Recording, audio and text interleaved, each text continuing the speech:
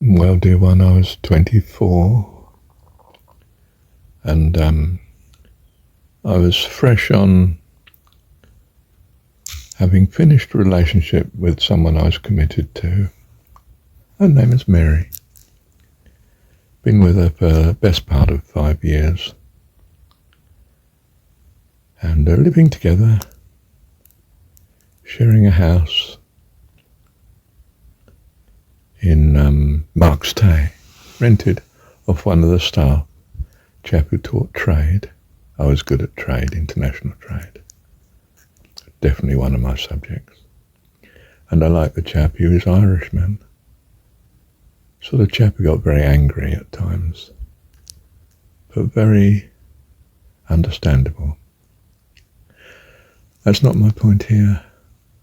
My point is I just arranged a dissolution of a permanent relationship as I understood it. And in truth, in eternity years, I'd arranged for her to find someone else, and she had. And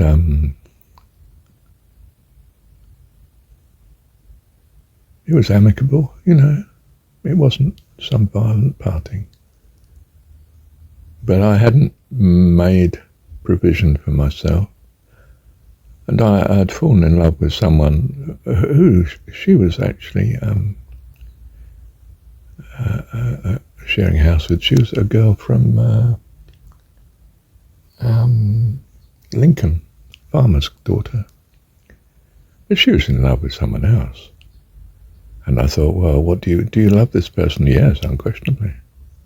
What's best for her? Oh, that she has the one she loves, which is not me. So I let her go. I mean, in my mind, I stopped pursuing. Don't get me wrong, from her point of view, I was probably never in the running she was in love with. Another farmer's son from Lincolnshire.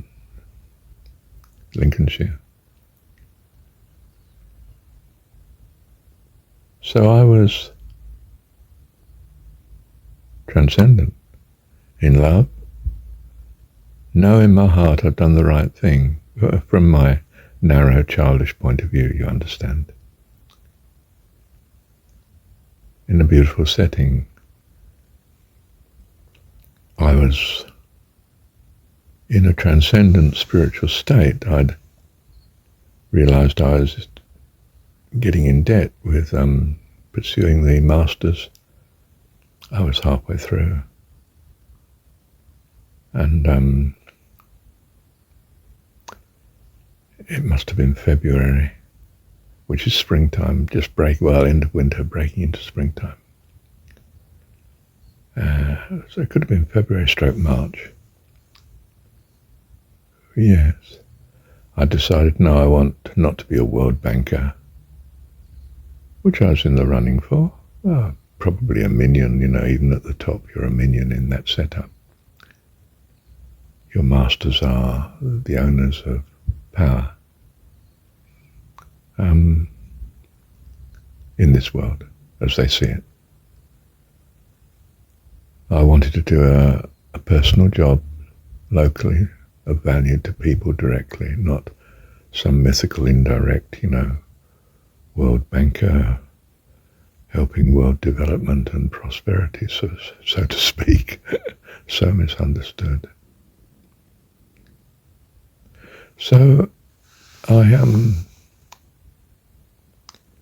thought I'd be a social worker. Don't know how that came to me, but it did. Well, I do in a sense, of course. It was God breathing it into my mind, as indeed all our thoughts are. Appropriate to our needs and to his loving kindness. But I had to wait until May. I was reading Autobiography of a Yogi, Paramahansa Yogananda. I think I had a copy of the Gita. I lose some of the details now, what the situation was, but it's becoming a historicity if I'm not careful, and probably is, rather than a historical outline of literalism, facts, whatever they were.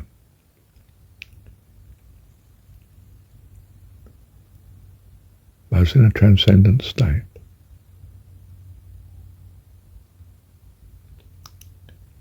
I'd come to know in my heart, I want God to exist. Somehow this came from the peace and the setting and the stopping of study and the time on my hands and the beautiful environment, the campus, as I say, the majestic centuries-old house that used to be whatever it was within our house, but was now waiting to become a conference centre. Devoid of all historical contents, just left with not even the curtains, but lovely ceiling and the grandeur of the architecture and the lovely campus kept by my staff of university workers. I knew the grounds people to talk to. I talked to all staff. My cleaners was, I left little presents like chocolates to say thank you to my cleaner, whoever it was over the several years of being an undergraduate. And I was, as I say, I was already graduated. I was terminating halfway through a master's in international, in economics, but I was specialising in international trade and economic history,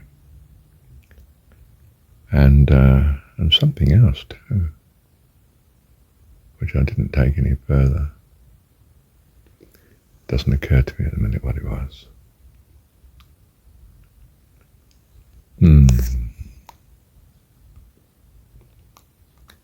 To the point, dear one, I realised I wanted God to exist, and this was a dramatic new start on a heavenly path, or realising that I'd been on a heavenly path without knowing it.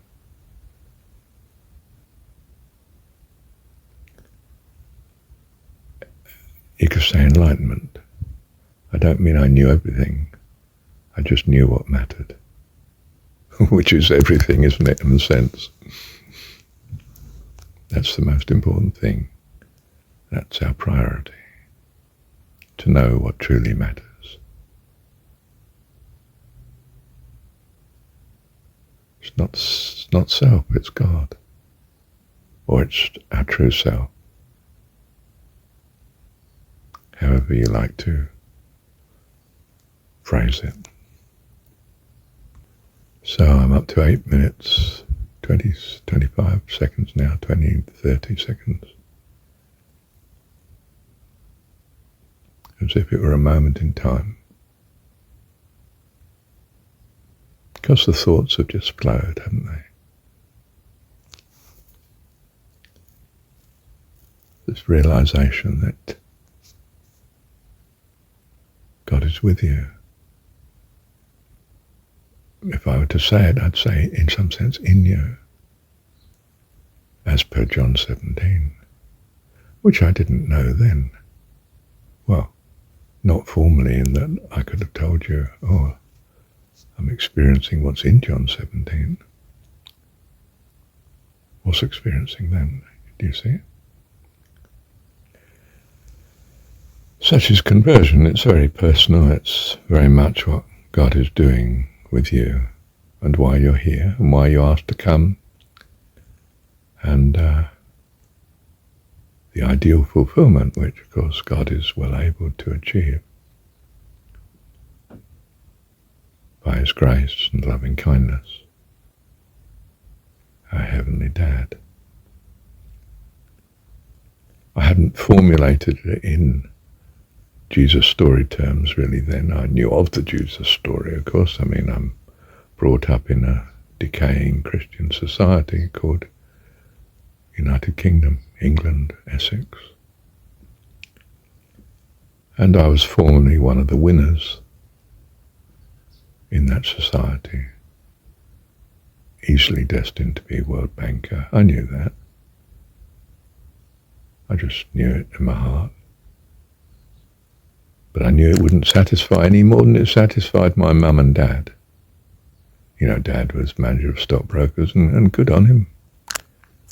And Mum was beautiful and married well, good on her too. But her real value to me was loving me. And Dad's real value to me, making Mum's love possible. So I was in a state of overwhelming benevolence towards all life.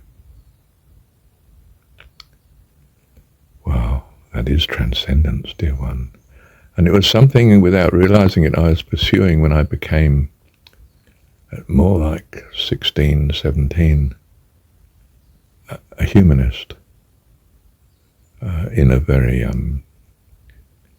lack of understanding way, but in essence a humanist. And attending a humanist meeting, all old people, weren't they really, from my point of view? I don't know if there were any youth there at all like me. I suppose they were fascinated by me being so earnestly interested in humanism. They knew I was humanist. Even the chairman of the group, he said, "Well, I'm not actually a humanist. It's my interest, and I run it." And he just knew, but humanism was what I was. Strange, isn't it? And he kindly respected that. All these people that give you encouragement, whether they know it or whether sometimes they don't, but God has them do it. You see, our Heavenly Dad loves us. He loves us long before we ever even know of Him. Even think we know of Him enough to reject the notion. The glory I had with you, says Jesus, before the world was.